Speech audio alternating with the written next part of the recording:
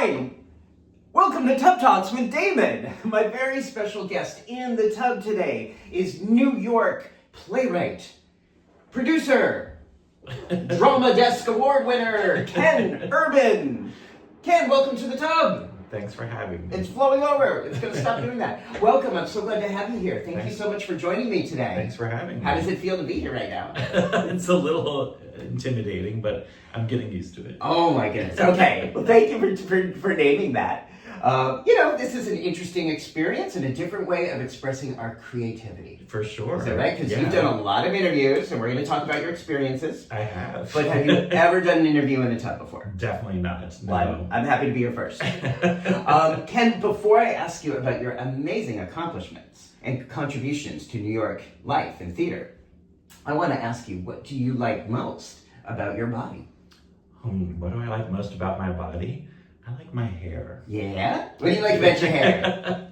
That I am 51 and I still have it. Yeah. And I think that, weirdly, now that it's going gray, I'm kind of into it. Uh-huh. Yeah. I'm with you. It's a work in progress. Yeah, I like my hair.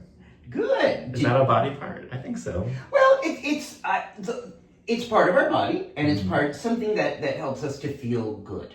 Yes. I think for so many people, especially gay queer men, especially in New York City, we are conditioned, if not brainwashed, to dismiss or dehumanize parts of our physical body. For sure. And constantly being told that there is something wrong with how you look. And that's true for people of all ages, all sizes, all races, all hair patterns are constantly being bombarded with messages that there is something less than or wrong with you, and if you should buy a product to change that. Right. I mean, basically, it's usually something they're selling. They're trying to make you feel bad about yourself. Always. So that's why I like to ask this question and think about this moment in history, I'm 54, and this moment of getting older in our 50s that's really unique historically. Yeah. I think we have such an amazing moment here. There's never been a generation that's been able to get older with this, and I know it's not perfect, but this much social acceptance, medical advancements, legal protections, at least for now. And I think we can celebrate that by making sure that we're also attending to our thoughts. For sure. And our mind, and, really loving our bodies and our spirit. Yeah. And channeling that in whatever way. So that's my evil plan with these Tub Talks. Now you know. Spoiler alert, now you know. Well, I never thought I would make it to this age, so it's nice to why know not? that. I don't know. I think growing up, I grew up in Philadelphia and then outside of Philadelphia as a young person, just as the AIDS crisis was starting. And so though I personally didn't know people who were dying, I feel like I saw it all the time in the city growing up there. And Philly was hit pretty hard, I think, and then there was the crack epidemic, and so I feel like, I just never imagined myself living. I get it. No, I completely understand that. Because I came out in 1990 as a teenager, and really didn't think that 50 was going to happen. No, For a few reasons. And, but being in San Francisco in 1990 meant seeing a lot of death. Of course, And I just didn't, there was no real rule, there was no template for how to get older. No, I didn't know any older gay men, so growing up. So that's why I think we're in this unique moment here. Yeah, and it's exciting, I think, getting older. I feel like I feel wiser and I can do things smarter than I probably could have done in my 20s. Yeah. So even though sometimes it feels it took me longer to do things, I think that's okay. Like what? I think to be a better writer took me a long time. I think in the beginning, I was struggling to figure out what I wanted to write about and how I wanted to write about it. And I think I assumed that most people figured it out much earlier than I did. I think because I always had to figure out a way to pay the bills, and I knew that playwriting wasn't the way to do that, or is very hard to do it that way, that I always felt like, it took me longer to do things because I was teaching full time and pursuing a degree and that sort of thing. And so I think it just I was always like, it took me longer to do things. But now I don't feel that anymore. Mm-hmm. But now I do feel like, oh God, I need to finish these things before it's too late. Too late? Yeah, I don't know. It seems like part of your mind is always thinking you're behind the curve. Yeah, I think so. So when did you start to write, or when did that start to be channeled through you in writing? I think weirdly, I started writing. I wrote my like first play, but it was like definitely a student play when I was a senior in college. I was living in London, and it was the first time that I was seeing theater all the time. I didn't grow up in a theater family, so I didn't really see anything in Philadelphia when I was growing up. But living in London, I would see like 5 or 6 plays a week.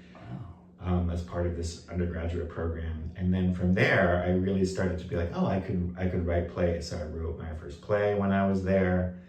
And then weirdly though, my mother reminded me that after my grandmother died when I was in 2nd grade, she was watching me, and so she had a brain aneurysm when she was home alone with me. Your grandmother? Yeah, and so I found her and called the hospital and all of that. But strangely, when I went back to school, I wrote a little play, and I insisted that my fellow students be in the play, and we toured it around our grammar school. And it was called the Neil Diamond Concert Murder Mystery, which is a terrible title for a play because it's like a plot summary. But I wonder, looking back now, if there was always some connection between grief and trauma and like me wanting to be a writer or like working through something. But then, yeah, I think college, I started writing plays my senior year, or a play. And then I knew I was going to be disowned by my parents when I graduated from college for being gay. My dad is in the military and a Republican. He was the Republican mayor of my small town in New Jersey where I grew up. So I was like, God, what am I going to do with my life? So I ended up getting into like PhD programs in English because my undergraduate mentor was like, if you get into graduate school, they'll pay for your life. Like you won't, like you'll get a stipend or something and you can teach. And if you get a PhD, you'll always get a teaching job. So I was lucky and I got into Rutgers. And so I moved back to the New Jersey area. And so, and then I got, was disowned by my parents. And so it did happen exactly as you thought. Yeah. And so I luckily though, like had like at that time it was like a $10,000 a year stipend. And in the 90s, you're like, ooh, I'm rich. Mm-hmm. Living in New Jersey, you could afford to live on that kind of money. And so, so I always did both things, like teaching, research, and then writing plays. So I always felt like plays were a little bit on the side as I was trying to finish all that. But by the time I had my first play produced in Los Angeles, actually, that was when I was like, oh, I think I might actually be a playwright. And that was like 2002. Wow. So yeah. So let me go back a little bit. Sure. Okay. That was a lot. I'm fascinated by the Neil Diamond murder mystery. Yes. Okay. Was that inspired, or was that a channeling of that experience that you had with your grandmother? I don't think my young brain thought of it that way, but it must have been something about like wanting to put something artistic into the world and trying to like work with my peers to do this thing, because I'd never seen a play, so I have no idea why the hell I would write them. Yeah, I'd never seen a play as a kid. Maybe my mother took me to see like Peter Pan when I was like in middle school. And but in 2nd grade, this is when this inspiration came. I have no idea why I wrote a play.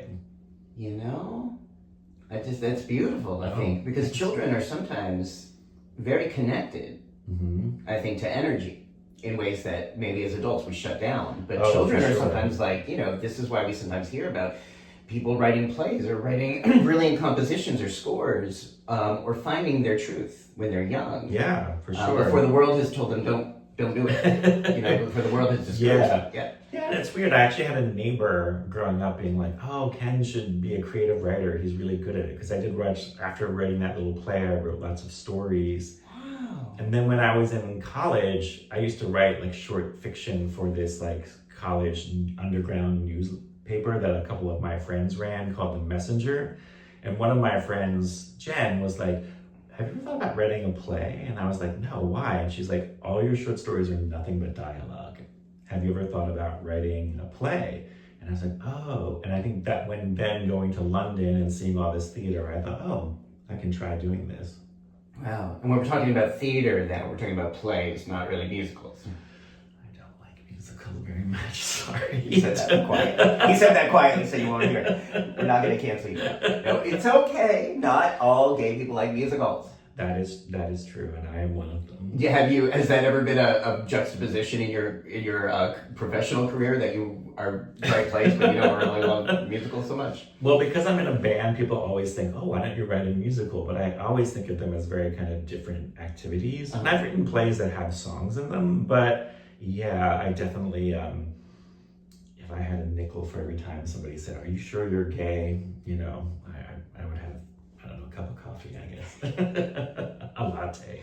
Take away your toaster. Yeah, right. But yeah, I don't know. I mean, I might write a musical. Who knows? Like, anything is possible. Just something that's not really, it's not your thing. It doesn't speak to you.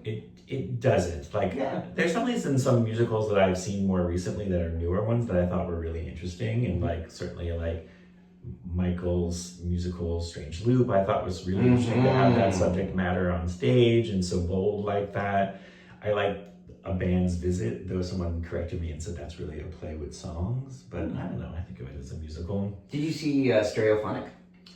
No. Okay. No, I asked because I thought it was a musical, but actually it was a play that just had some music in it, which I learned was different. No, yeah. That's just me. No comment. Okay. But no, I mean, look, it's a specific genre. And sometimes as a creator of art and as a consumer of art, that just hits a chord for some of us, and for other people it doesn't. Yeah, and there's no right or wrong to that. And when I watch my partner watch a musical, I see like, oh, it's really working on him. Yeah, so does he get engaged? Does he love him? Yeah, or he took me to see that, what was it called? Sunset Boulevard? And I was sitting there, and the night I was there, it was like a very gay-heavy audience, and so like the men around me were having such a wonderful experience. Oh yeah. It made me feel bad though, because during the intermission, the man sitting next to me was like a big bear, and I realized he was deaf, and his partner was signing to me. He's like, "Isn't this amazing?" And I was like, yes, but actually I was dying inside. But I didn't want to tell him that because he seemed to be so happy. You weren't going to yuck anybody's yum. No. And you know, I don't know Kit Kat girls from, and I don't know from Taylor Swift. So like, I was just like, I have no idea who this person is. And isn't she supposed to be old? Anyway, I didn't quite understand what the hell is happening on stage. Though it was technically impressive that guy went on to 44th Street and sang. Oh, okay. Yeah. I actually didn't see it, but I did hear that was amazing. You can see plenty of Instagram reels of people showing it happen. Okay. So then your work, you started to write plays, you went through grad school, and were you getting writer's block at all, or was this process just flowing through you? It happened pretty effortlessly. I just had like what felt like two separate lives. Like I felt like my daytime job was like writing my dissertation and getting a PhD in English and pretending that I was going to be an academic. And then like I'd go into the city and like, you know, at that time, the early 2000s, there were tons of small spaces, like the Present Company Theatorium and all these spaces on the Lower East Side, House of Candles, I think it was called. And you could go and do your work there. And so I started working with a lot of small theater companies who were doing like early versions of my plays, like in the Fringe Festival and like for runs. And so I felt like I just had two lives, and those people didn't know that I was doing a PhD in English. Because someone told me like, oh, people in theater don't respect that, so don't tell people that. So I kind of kept a lid on all what I was doing in the daytime. That it came to a head though when I finally finished my dissertation and defended. I had to figure out if I was going to go on the job market and get a job as a professor of English, and I decided not to.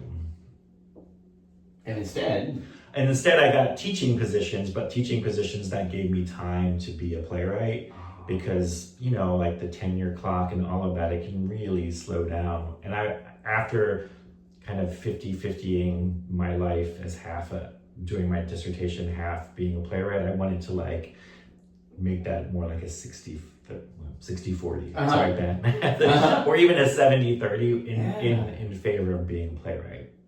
About how old were you when you came to that decision? Probably 30. Wow. Okay, 29, 30, yeah. So 30s, we're getting clear on this is what you really want to do. This is the proportion that makes more sense for you. And my ex-husband was also like, Jesus Christ, Ken, just figure it out. Like, what do you want to do? And so by the time I hit my 30th birthday in, what was that, 2006 or whatever it was, I just defended my dissertation. And I was fortunate enough to get a teaching job teaching like expository writing. And so that was like one of those jobs where like it didn't pay great, but like you just taught twice a week and then you were like left to your own devices. I had to live in Boston, which was hard for me because leaving New York was really, because by that time I lived in New York, and then moving up to Cambridge, I realized like how special New York is. Like I remember like my first fall living there, there'd be like people who I kind of knew, they had plays produced, so I'd go and see the plays and I'd be like, oh, where's everybody going drinking? Where are we going to hang out? And nobody did that there.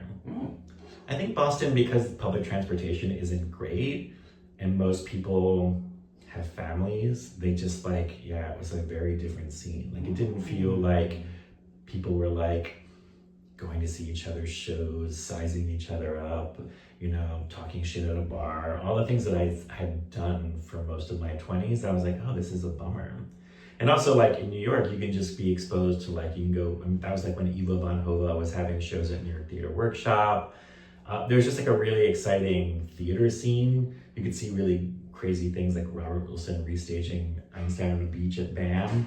And like Boston doesn't really have anything like that. So I felt really cut off and lonely when I was in Boston, even though I was with my now ex-husband. Okay. What was the first play that you wrote that was done here in New York City? Well, I don't count some of the earlier things, but in 2006, a play of mine called I Heart Kant, which is about Immanuel Kant and women. It sounds like Kant, but it's Kant, K-A-N-T, and it has a little heart symbol instead of that play was done in Los Angeles and Seattle, and then I was running a small theater company with a couple of other theater artists, and in 2006 we did that production. We did a production of that play in New York across from the public at a space that I don't know if it still exists anymore.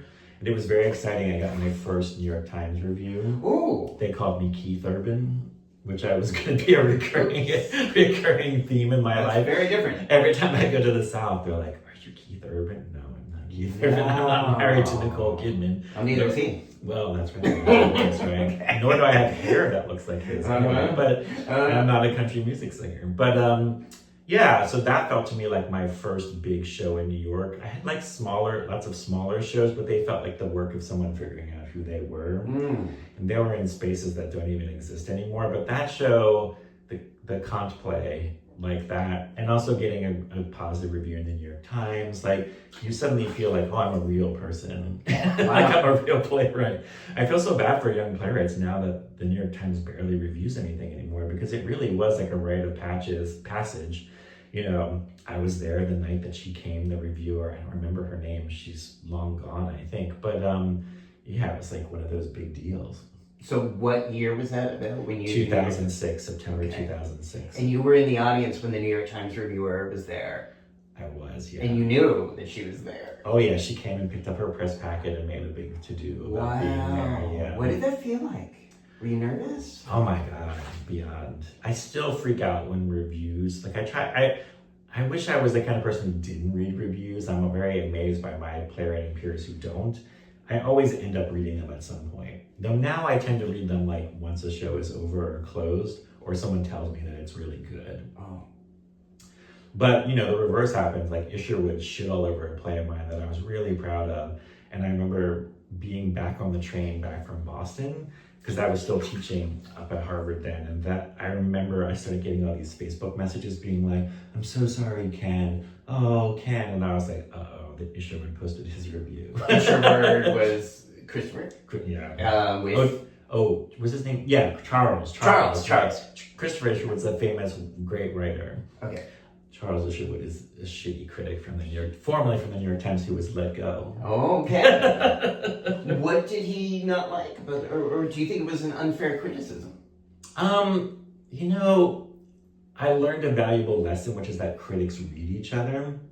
And so Ben Brantley was supposed to come, and then there was a big snow because the show opened in February.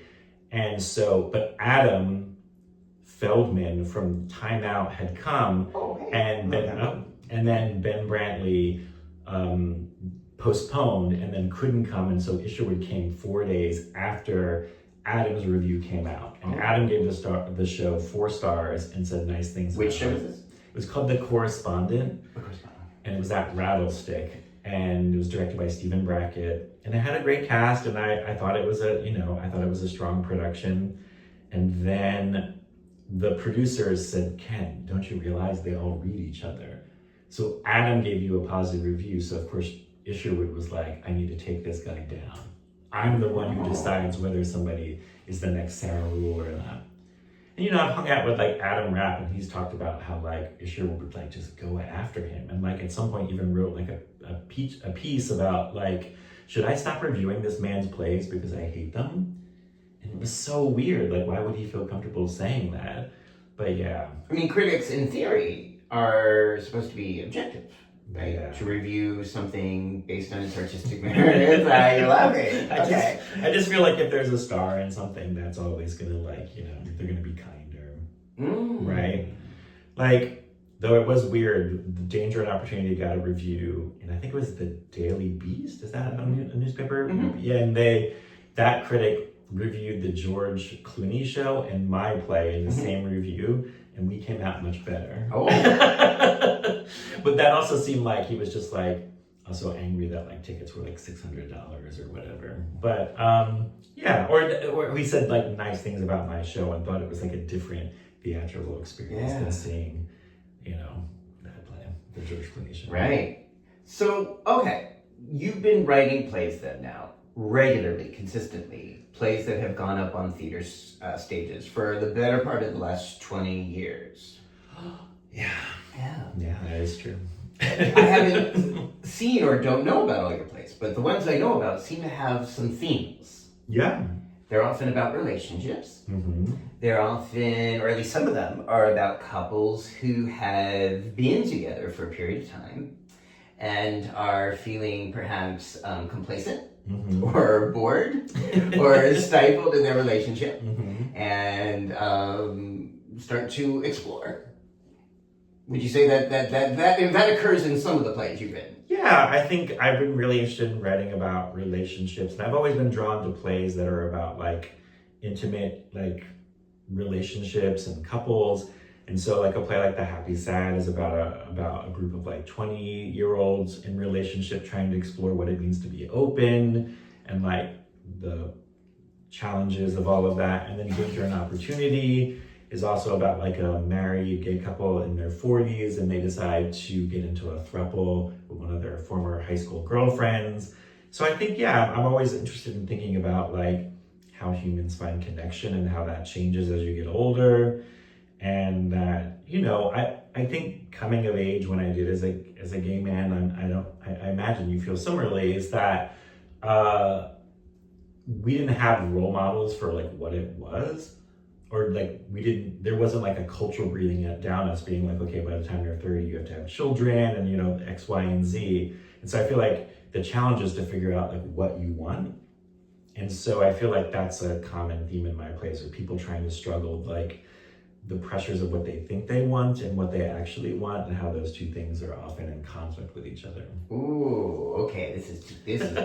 This is good, because this comes up a lot. I mean, in my therapy office, this comes up a lot. That tension between what I say, the shoulds and the reality, the authenticity. Yeah. This is what you should want versus this is what you do want, or you thought you did want it. And then sometimes in our 40s and 50s, it turns out we aren't feeling the same as we did in our 20s and 30s. Yeah, or that the thing is that people change, but they don't always change at the same rate or in the same way. And so what happens when you've been in a relationship for over 10 years and you've changed in one way and the other person hasn't, or they've changed in a very different way? And yeah, I've had a very personal experience with that stuff. So that's definitely fed into my work. And I wrote a play about like gay divorce and about like a couple who really put a lot of pressure on themselves to be kind of like the model gay married couple. And then what happens when they have to tell their family they're getting divorced. Is that what happened for you? Yes. Yes. So that play in particular. Which one was that? That's called The Remains. It hasn't made it to New York yet. It happened in DC in 2018, and then there was a bunch of interest, and then there was a global pandemic. You know, Oh, yeah. remember? So theater kind of was on hold for a while. But I hope it has a production, especially in Boston because it's set in the South End, and so I think it'd be interesting. So did that mirror some of your own experience with your ex-husband? Yes, but I think people think it's autobiographical, and there's like parts of me in all of the characters, and parts of him, and parts of other people, and certainly part of my former mother-in-law, who it's her birthday today, so I just sent her an email. I'm not in contact with my ex, but I'm in contact with her. Okay. Isn't that interesting how our families... Yeah, well, she became like my mother Yeah. during those years when like I was, not really having a relationship with my own family. So, yeah, I think so. Though it was interesting, I was thinking about this on the way over. When that play was done in DC, studio theaters in like the gay neighborhood of DC, or one of them, I guess. And so we had a lot of gay audience members coming to see the show. And there was one, I did a talk back one night, and an older gay man came up to me and he's like, he said nice things, but he was like, I'm a little bit uncomfortable that you're like airing all of our dirty laundry to the world. He's like, I've had these same conversations with my husband that the couple has in this play. And it's just like, wow, like the straights are really going to learn a lot from this play. And I don't know how comfortable I feel about it. And I was so surprised because I've never tried to censor myself. Obviously, when you're writing about personal stuff, I did think about like, oh God, what if my ex ever sees this play? And, but I was just surprised by that reaction because I feel like, I think it's part of my job is like to be as hard on myself as I am on other people in other characters in my plays. So I felt like it was very even-handed, but he was like really like, I don't know about this. What made him uncomfortable? Gosh, I'm trying to remember. This was 2018, but I do think it was like the discussion of open relationships in front of the parents.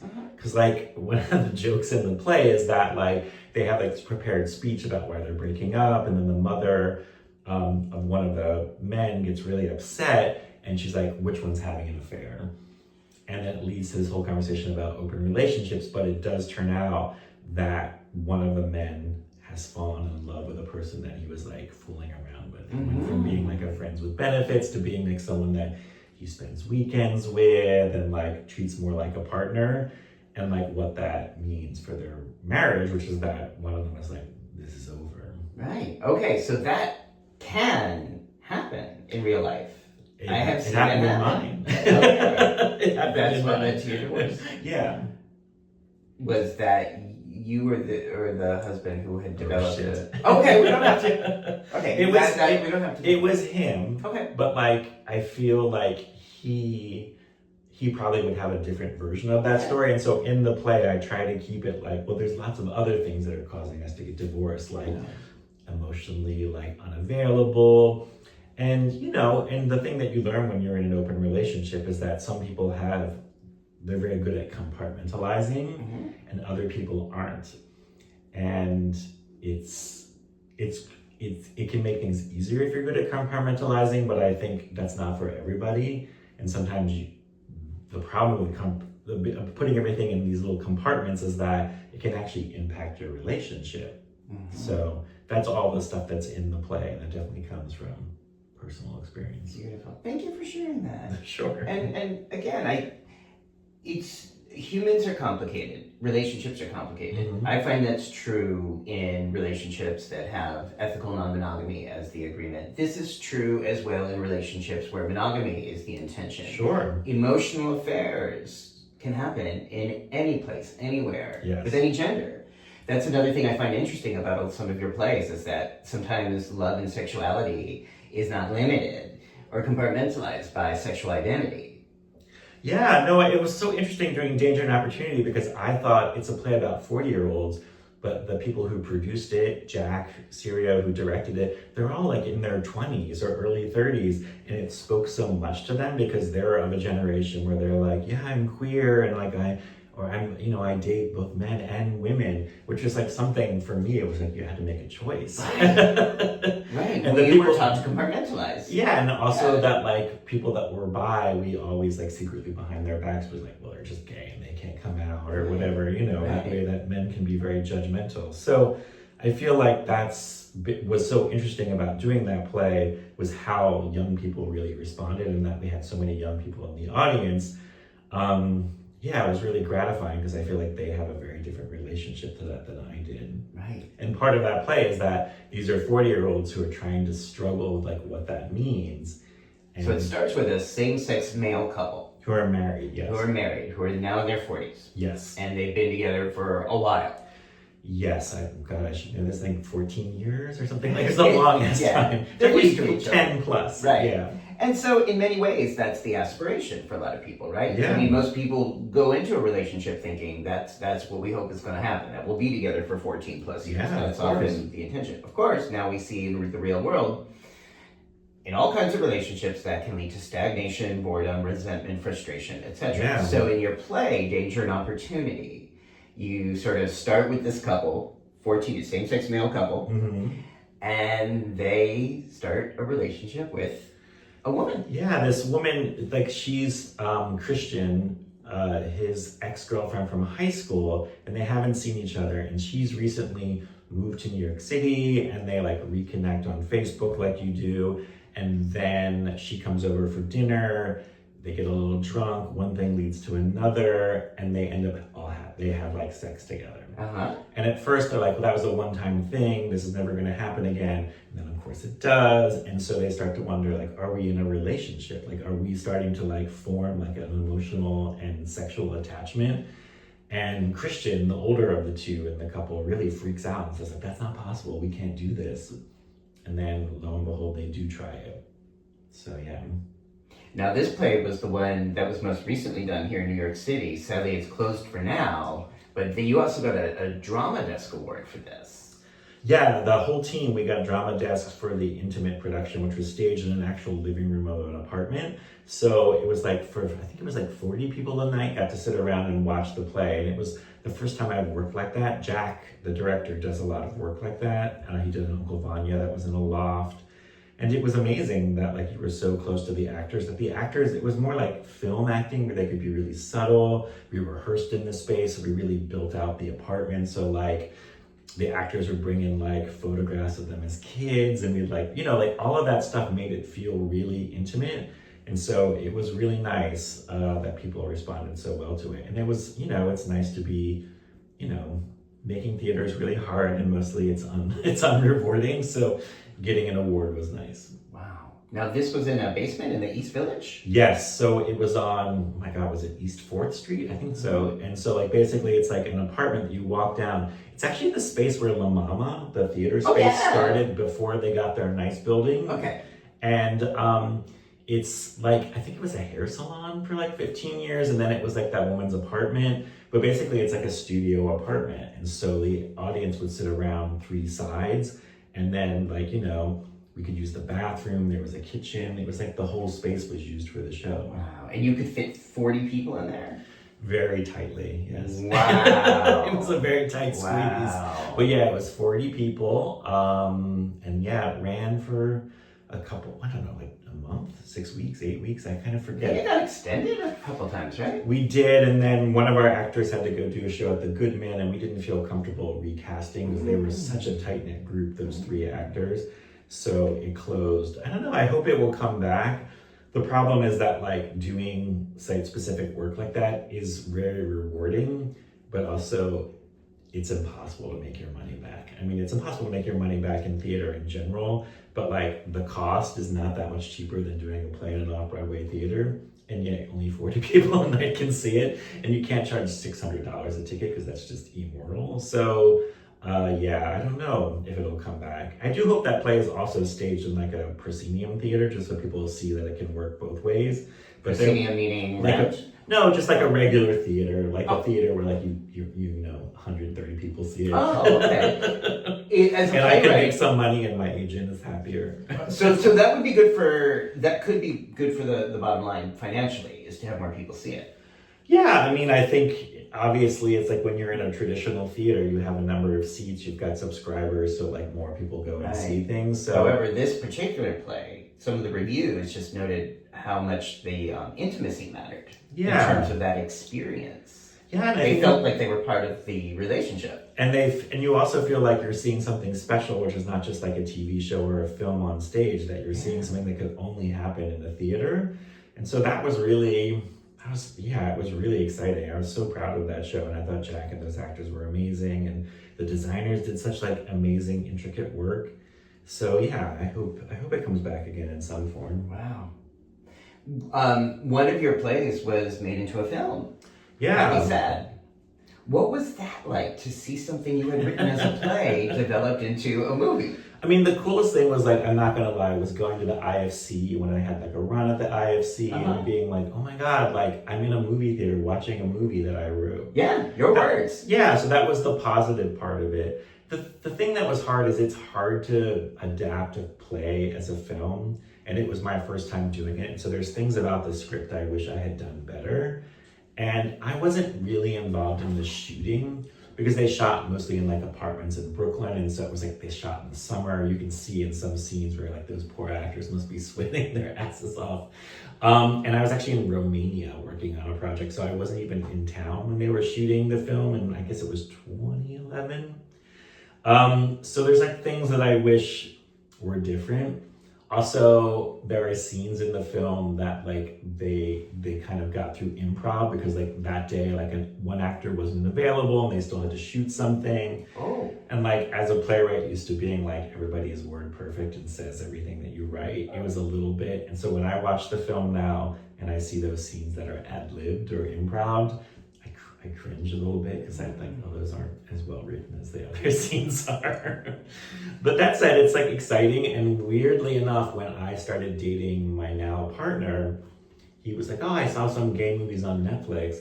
And I was like, what did you watch? And he's like, oh, this movie, it was called like The Happy Sad. And I was like, oh, I wrote that. Wow. So you get to say that. I get to say that. So that's where you got some points for that. I definitely, well, I hope so. We're still together. So that worked. But I think that, also it was just a reminder that like film and TV it hits so many more people. Yeah. And I don't know though. I don't know if I'm a TV writer or a film writer. I like it, but I don't want to direct the film. I love working with a director, and I think most filmmakers tend to be, there's the auteur model, so you write it and then you also direct it. And then TV, as we were talking earlier about Los Angeles, I think there is still an assumption that if you want to write for TV, you need to live in Los Angeles. And I'm not, that's not in the cards for me. I lie to my TV agent all the time and say, well, I could do it. But I don't know if I could. Yeah. If it was just for like 6, 8, 12 weeks, maybe. For a project or... Yeah. Then I could come back to New York and be like... I mean, the great thing about leaving New York is every time I come back, because I still teach in Boston, and so I go up this semester Tuesdays and come home Wednesday nights. It's like, there's nothing like when you come home Wednesday night and you see like this skyline of the city and you're like, I'm home. I love that feeling. That always tells me I'm in the right place. Yeah. And if I'm excited about coming home. It always reminds me that like Boston is a great place, but it's just not for me. Yeah. Even though I always work there. So once this movie was made, your work was available for many more people. Yeah. But it sounds like you also had to trade off some creative control to do that. Yeah, which always happens and is not like a terrible thing. I just think that there's like things that I bet if I was on set, I would have been like, damn, let me rewrite that scene. Like there were just things about certain scenes that I think worked well as a play. And when I tried to like whole cloth take them into a screenplay, I think it felt kind of like it didn't shed its playness, like the thing that makes it seem like a stage play. And I think if I was on set and around more, I would have caught some of that and could have been like, because I do like rewriting on the fly. I do it all the time in rehearsal for a play. And so I think I could have done that on set and kind of figured out some things. Things that like made total sense when it was a play, but just didn't totally make sense when it was a film. Yeah. And again, in Happy Sad, we're looking at couples who are experimenting sexually and emotionally. Sometimes, you get the genie out of the bottle and you can't put it back in. It seems to be a consequence. Yeah, and that one, it's like a straight couple and a gay couple and their lives become interconnected because the boyfriend in the straight couple ends up hooking up with the guy from the gay couple. Yeah. And it doesn't go super well. Yeah. Yeah. Okay. Would have any of your plays been optioned or discussed about becoming films? Or no, that's the only one, and I'm definitely open to it. So if anybody's watching and wants to make a film, I'm game. Would you imagine Danger and Opportunity would work as a film? I think that would work as a limited series. I know that's a little bit of a buzzkill now. People don't want to do those anymore, but I really like limited series, and I could see that being like a 4 to 8 episode limited series. I do think Guide for the Homesick would make a good film. Talk about that one. So that is about these two men that meet in a hotel outside of the Amsterdam airport. And one of them is coming back from Uganda. He works with Doctors Without Borders, and he's just come back from his time overseas. And the two men like spend the night together, and we learn what brought those two men to that room. And so it's a 2-actor play, but they play 4 characters, 2 characters each. And so the hotel room also becomes this clinic in Uganda, outside of Kampala, and it's about like the rise of anti-gay violence in Uganda. Wow. Yeah. So this random hookup becomes something. Yeah. Is that reflective of your own experience as well? Sometimes, yeah. I would say, I think an actor told me this quote once. He said that like, somebody asked Harvey Feinstein, like, whoa, of all the men you've had sex with, who did you love? And he said, all of them. And I do think there is some truth to that, is that like even like people whose names you don't know, you still feel connected to, and that's like really valuable, and it teaches you a lot about other people in the world, and it's good research for plays. Yeah. Yeah. Beautiful. I love that. And I think, yes, I believe that connections, even a one-time connection, can be sacred. Totally. And contribute to our wellness and our health and development. Yeah. I'm very glad we're living in a time where we have so many medical advancements to protect from HIV and STIs. For sure. A trade-off seems to be, in some ways, is that people think of sexuality as more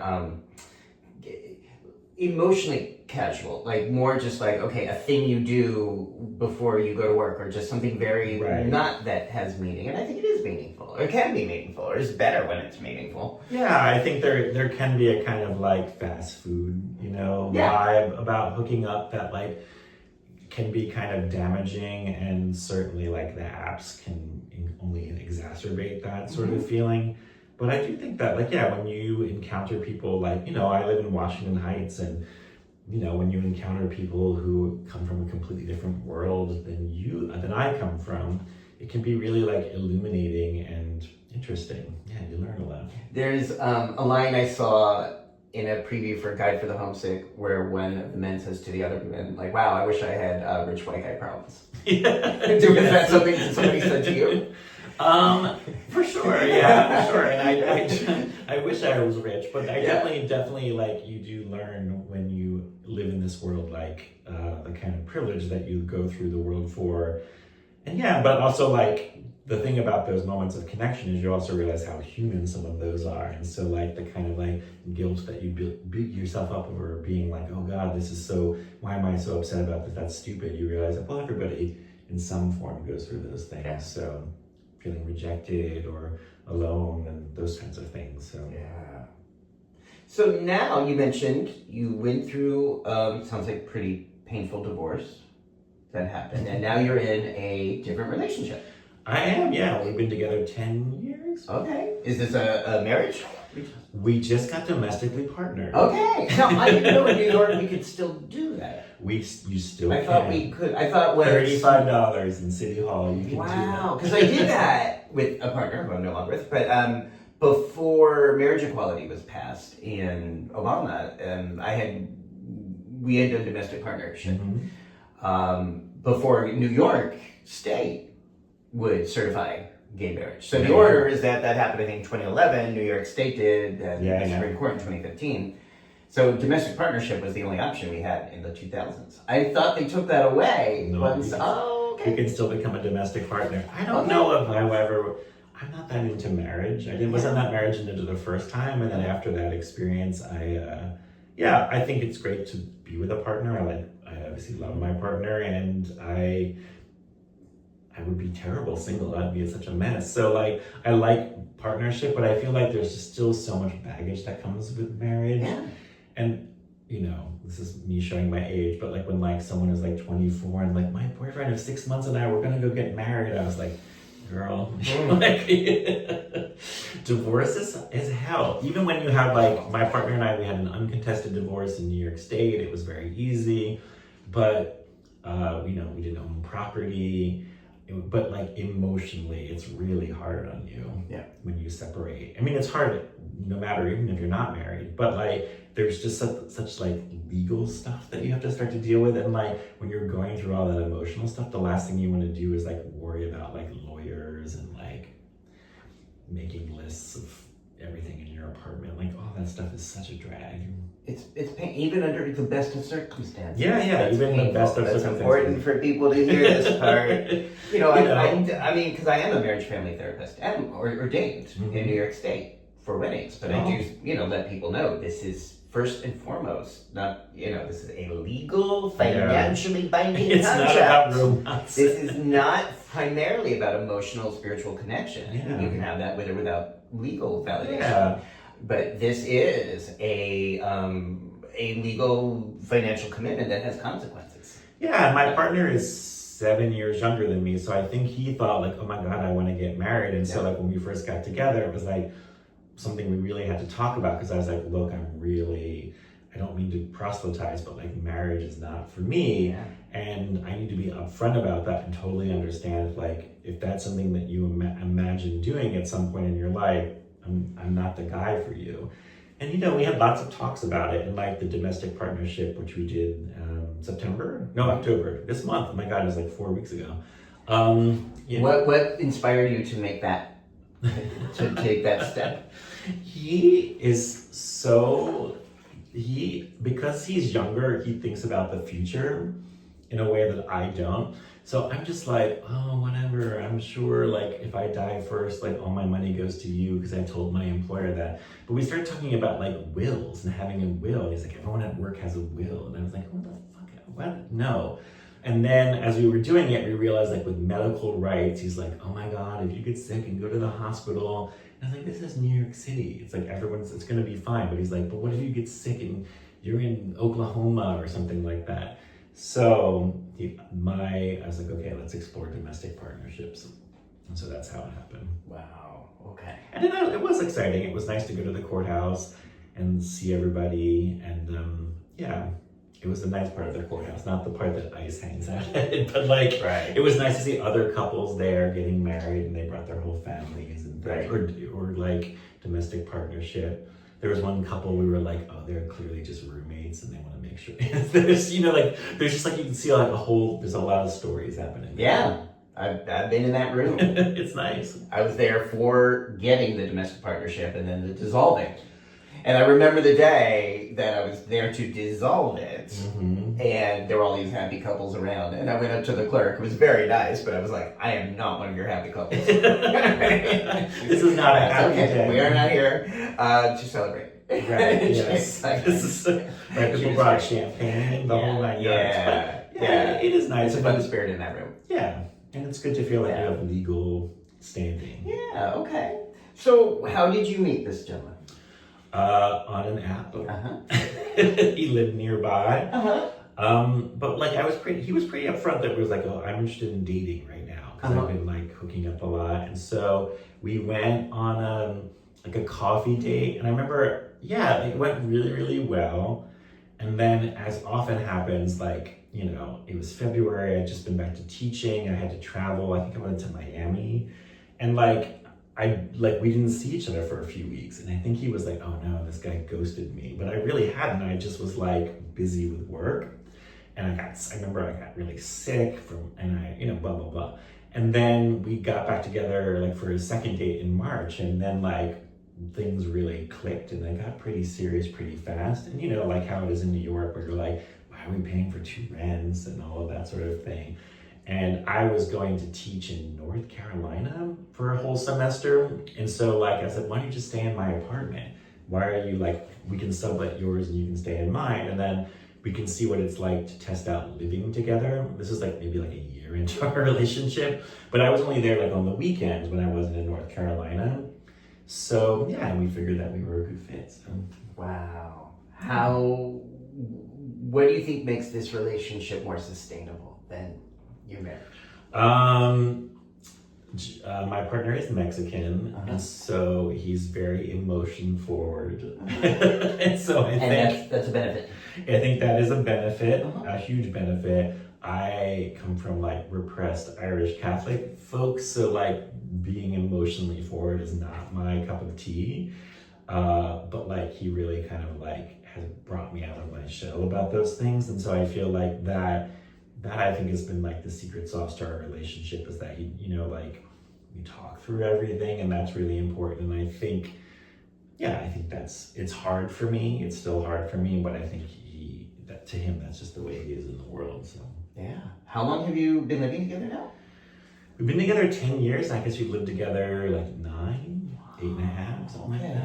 So you're almost at that point as the couple in danger and opportunity. Well, we got to that point much earlier in our relationship because I'm older, and also like I think he thought like, oh, I'm gonna not want to do all these things I used to do all the time when I'm in a relationship, and I was like, well, let's revisit that in like 2 years, 3 years, 4 years, and so, but I definitely think that like, the thing about the open relationship that I think people don't understand if they're not in one is they always think, well, what happens if the other person falls in love? And the thing that life has taught me is like, that happens even if you're in a closed relationship. People can fall in love with people for no matter how tightly you hold on to it.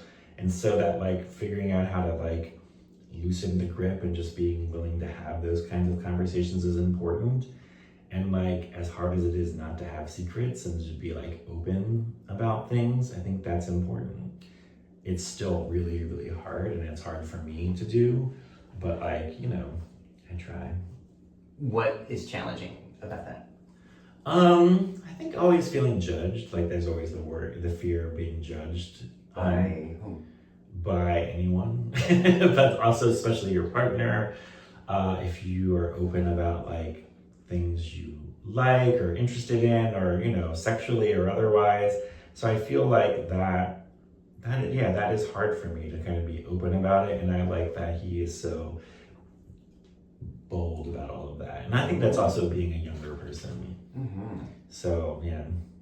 So there is communication, there is, but you say you feel judged by, or are you worried that you may be judged by your own partner? I feel like going to 12 years of Catholic school is just like training you to feel like you're judged all the time. Okay, so it's more about the conditioning than it really is that. Yeah, I feel it's about like trying to shake that conditioning, and like obviously being in therapy has really helped, but like I do think that's a hard thing to kind of ever get over. And weirdly, like being an artist, like it does always put you in the mindset of feeling judged, right? Like the whole thing about reviews, what critics think of your work, what producers think of your work, what the field at large, like it really puts you in your own head, because like I imagine for someone in like finance, it's like you make money or you don't. Like how do you like I still feel like, like a failure as an artist. But then I talk to artists who I think are way more successful than me that have like Broadway shows, and they talk the same way. And you realize that that's just part of like how you feel as an artist is always less than. And so I think sometimes that can like translate into your relationships. Okay. So you're aware, you have that awareness that that's how your mind works, is that there's part of your mind that operates under that scale of like not enough, not good enough, like yeah, for sure. Judgment and punishment. And I think that people, like myself included, like you can try to work through that, but like sometimes there's just parts of your brain that can't. And also that like I'm in an industry where like that's like part and parcel of the thing. Yeah. Because like, what is a good play? Like everybody has a different definition of it. Like what is success in our field? It can't be financial, because like if someone likes Sam Hunter or Michael Jackson can't make enough money from theater that they don't have to do other gigs and other jobs and try to write for TV or film or teach or whatever it is. it's like a reminder that like, then how do you judge yourself? Right. And how would you like to judge yourself? I guess I'd like to judge myself on whether something is artistically successful. And I feel like it's easy to do with music because like I feel like, because I'm not trying to monetize that, or it's not like my primary identity. When the band puts out a record, I feel like, I'm really proud of this. I think it's good. And that feels good. Versus with theater, there's always like, what are other people going to think? So the music you talked about, your band is called Occurrence. It is, yes. An electronic, really fun band, and I encourage people to check it out. Tell us about the band. Well, when I first started making plays in New York City, they couldn't always afford a sound designer, because like downtown theater, there was like, $50 and a lot of duct tape. So I started teaching myself like Pro Tools and Logic and like music software to try to make songs and like little things for my shows. And then from there, I started like making more songs. And when I was living in Boston, my friend asked me to like play music with them. And they were like, these things that you're making are really good. You should take it more seriously. So from there, I started writing more like proper songs. And then in like 2014, I reached out to a friend from college who I hadn't seen since probably like the late 90s. And I remember we lived in London together and she had a beautiful singing voice. And so I said, do you still sing? Because I'm working on these songs and I'd love someone else to sing because I'm not a very good singer. And it'd be fun to work with someone else. And she was like, I'm looking for something to work on right now. And so from there, Occurrence became Kat and I. And then when I met Johnny is a singer. My partner, Johnny, he's a singer. And so he said, why don't you sing on some of these tracks? And when we released our first album, we started doing shows. And so I was like, why don't you both sing? So like from there, like we became like this trio. So, wow. Yeah. You and your partner and a friend from college. Yes. That sounds like a play I know. Yes. Did life imitate art or did art imitate life?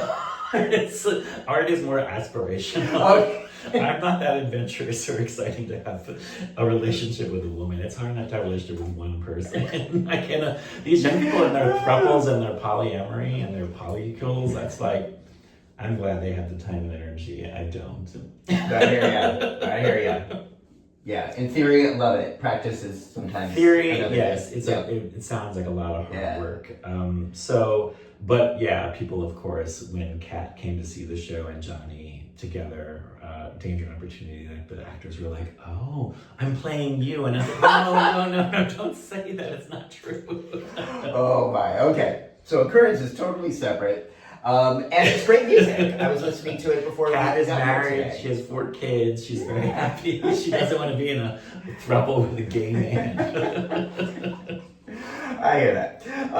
That's really cool, though. So this is another way to express your creativity. Yeah, and less likely to be subjected to that external judgment. Yeah, and I think one thing that's kind of cool is that I think so much about words in my plays, but I mostly write all the music.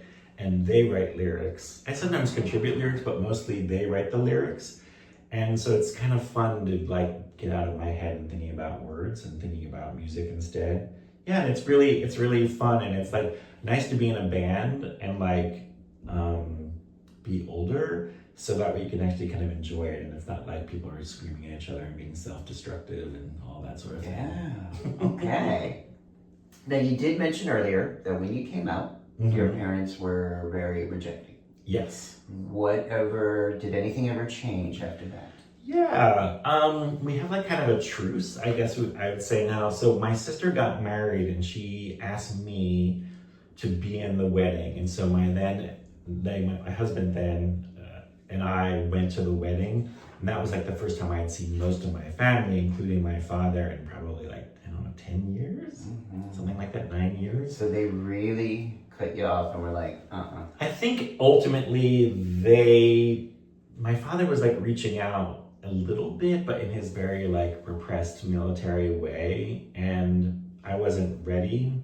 He said some pretty hurtful things when I came out, and so I wasn't, and it was hard because I was still talking to my mother off and on, but she felt compelled by him, and it was just like, very, very complicated emotionally. And then after that, when you don't see your parents for 10 years, or my father for 10 years, like parents age when you're young, but you don't really notice it, and it's like slower.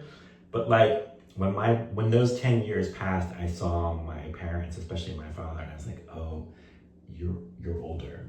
You're much older, and I don't know how much longer you're going to be here. So I kind of like, we spend Christmas together. Well, actually, Johnny made me spend Christmas with them for the first year. Does he have a relationship with them? Yeah, and they like him. He always thinks he can like win them over, and they're gonna be like super sweet and charming. But like my parents are like, we just watched this HBO miniseries called Olive Kitteridge, and it's about this woman in Maine, and Frances McDormand. Yeah, I remember that. That's basically my mother. Okay. Very kind of like emotionally stunted and quiet, and keeps everything in. So I think but the craziest thing is, so I hadn't spent Christmas with my family for like 20 years. They were kind of in my life, and so Johnny's like, let's spend Christmas with them this year. And so I was like, okay. And it was the fall that Trump was elected. And I was like, oh God, this is gonna be really rough. And then weirdly, Lisa McNulty, who runs the WP, her wife is British, and she a Women's Project, used to be the Women's Project Theater, but now it's just WP. They took the women out of the WP to make it more inclusive. And Lisa McNulty's wife is a journalist for The Guardian. And Lisa posted something, I guess it was on Facebook, because this was like 2016, being like, what are people doing when they're going home with their Trump supporting parents? How are you coping with it? And I reached out and told Lisa what was happening. She's like, oh, could my wife interview you for The Guardian? So I talked to her a little bit about what was going on. Told them when I was buying my parents that year, like a subscription to the ACLU, like that sort of thing. And like, it was very like, it felt very like 5 minutes in my memory. And then I started, on the day we were going, Christmas Eve, we were taking the bus to Philadelphia to see my parents at my sister's house. And I started getting all these like angry, like death thready things on Twitter. And then I got an email from someone being like, amazing article about you in The Guardian. So I went to The Guardian and I was featured very prominently in what I thought was an article where it was going to be like 15 other people, and there was my headshot there. And I guess a bunch of right-wing blogs picked up on this. And so next thing I know, there were photographs, my headshot next to a woman in stirrups, where all these right-wing blogs said that I purchased a Planned Parenthood membership, which is like not even a thing, for my parents because they supported Trump, like misrepresenting what was in the Guardian article. And so we're going on this bus to see my parents for the first time for Christmas in like 20 years. And I'm like, my Twitter account is getting all of these death threats. And I was like, oh my God, what am I doing? So luckily, by the time we got to Philadelphia and I saw my parents, it was much less stressful than that. But unfortunately, to this day, if you type in Ken Urban and Planned Parenthood, that photograph of me next to a woman in stirrups still comes up. Wow. So, yeah. And how was the rest of the holiday after that? Weird, but luckily not as weird as that. It paled in comparison. I finally told my mother that story, and she's like, why didn't you tell us? And I was like, I don't know. This was Trump point one? Or Yeah, Trump. The first, okay. So this is 2016, okay. Yeah. How is the relationship now? Man, parents get old fast, and so I feel like things are better. I feel like we have an understanding. I know I won't change them, and they know they won't change me. And so when we see each other, it's can be challenging, but it's nice. And obviously, they like Johnny, and it's good. It is good. The holidays are coming up. Do you plan to spend that with them? We will, yes. How do you navigate these conversations about what current Trump is trying to do to us and people we love? How does that get navigated into this emotional? I think that the pressure points where I feel like it's the best to push back on, like when I saw them this summer, my dad made a anti-Muslim comment about Zoran, and I said, well, Johnny and I support Zoran, and what do you mean? Like, why are you talking about him in that way? And then it kind of shut him up, and so he stopped. Didn't pursue that anymore. So it's just about figuring out those things. And then to my surprise, there are things that like impact my parents I mean, because they get their news exclusively from Fox News and Newsmax and all of those places. But like, my father actually got really upset about the genocide in Gaza and was like describing the kids and was like really upset. And I was like, oh my God, like, I've never seen my father get this emotional about something that wasn't like rage. And so like, I was really surprised, and I was like, wow, that seems to be really impacting them in a way that, like, granted, he still hasn't like figured out that, like, you know, I don't know, like the fact that he can be so Islamophobic about Zoran at the same breath be like, oh my God, those poor kids in Gaza. He doesn't see a connection between those things. But again, it's like slow and steady, I think, wins the race. And yeah, it's not my job to change his mind, but like when he says things that are particularly egregious, I kind of push back. And you know, when my mom says things about like vaccines, I'm just like, you know, Mom, I do teach at MIT, and like that is bullshit. Like that is just not true. Like the measles vaccine is very, very safe. I don't know. Our friends, their daughter has a friend, and that friend, and I was like, that seems like very third-hand information, Mom. Oh, I don't know.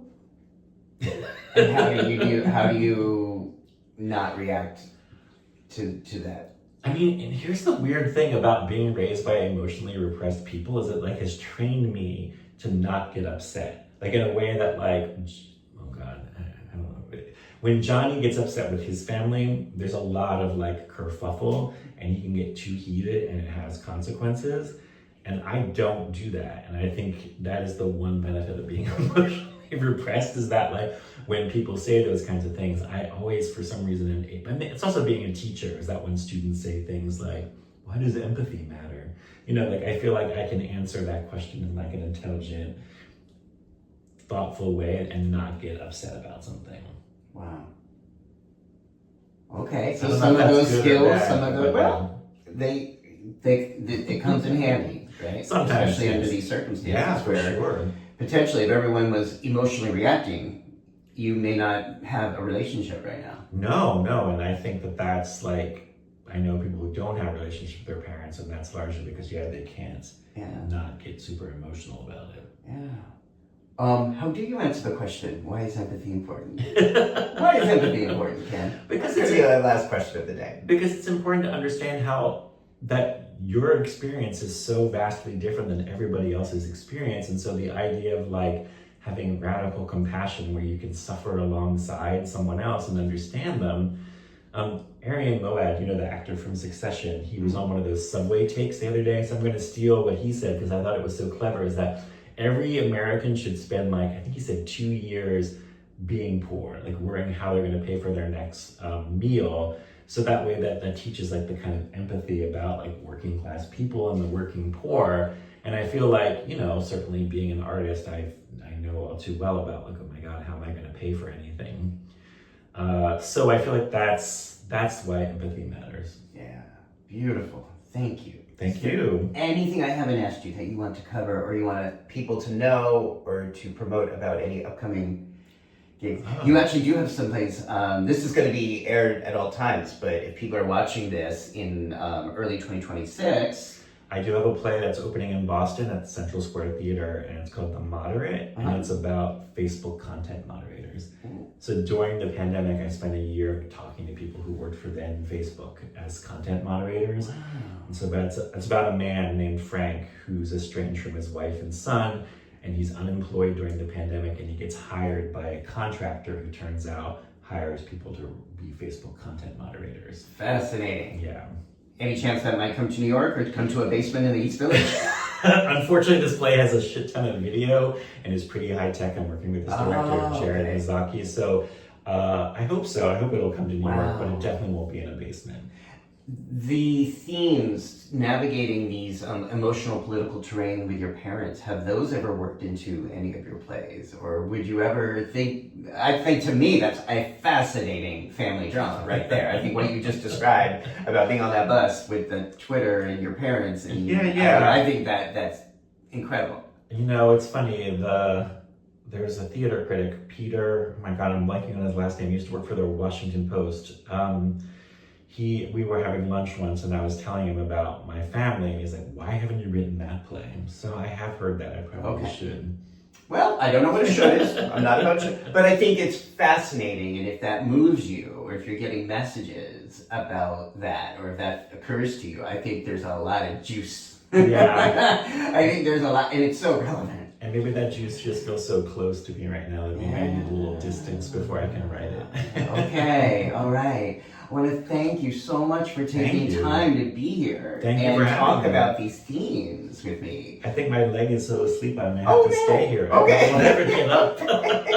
How do you feel now that you've done a TED Talk? Other than numb. I feel good. Good. Now, if people want to follow your work, what's the best way for them to do that? I guess you could follow me on the Instagram. I haven't gotten off that yet. It's just Ken Urban Playwright, one word. But so that'll be right down below. I have a website To see. Okay, and is that updated with your plays or? Yeah. Okay. So those links will be right down below. If you like this interview, subscribe. There's about 205 of these interviews now of people who are contributing to our world creatively, artistically, politically, and I just think that, to me, this TED Talk series has kind of become the antidote to watching the news.